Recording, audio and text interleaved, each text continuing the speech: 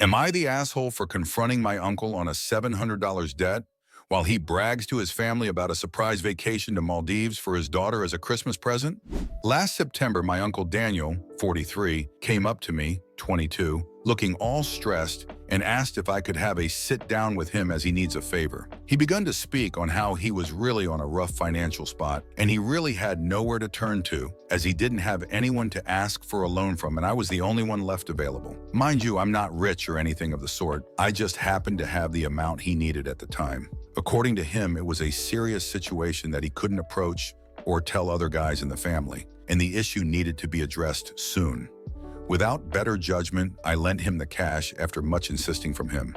We agreed on payment before December, and I didn't even ask for any interest on it. With lots of hugs and words, he took it and gave me his word on the paying it. Fast forward, and we are now at Christmas dinner at my grandma's house. And all that time, I didn't give him any reminders or a checkup.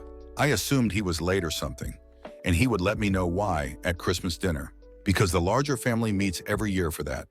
He also didn't call or say anything to update on his situation, and I just had to trust all was well. Now, on a related side note for later, my cousin Isha, 20, Daniel's daughter, recently underwent surgery a while back as she really had it tough for the whole of last year, while she recovered from a traumatic back injury from an accident. Everyone was enjoying their meal, and suddenly my uncle stood up at the dinner table and called for attention for a speech. He began to speak on how his business took a really huge boost, and long story short, how he has just cashed in a large profit from some deals. He looked at Aisha across the table and took out some brochure with some resort-looking location and said it was a gift to her for her tough recovery from the incident. All I could see was Aisha visibly crazy excited.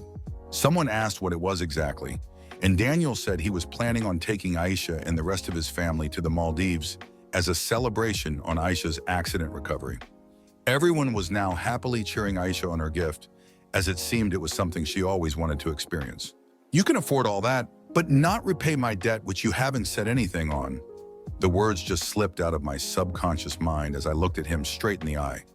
His words were, "Why are you talking about that, now of all places?"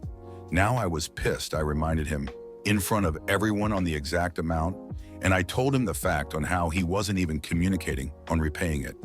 The entire family was in shock with dead silence as my mom hurriedly changed the subject to avoid an escalation of the situation.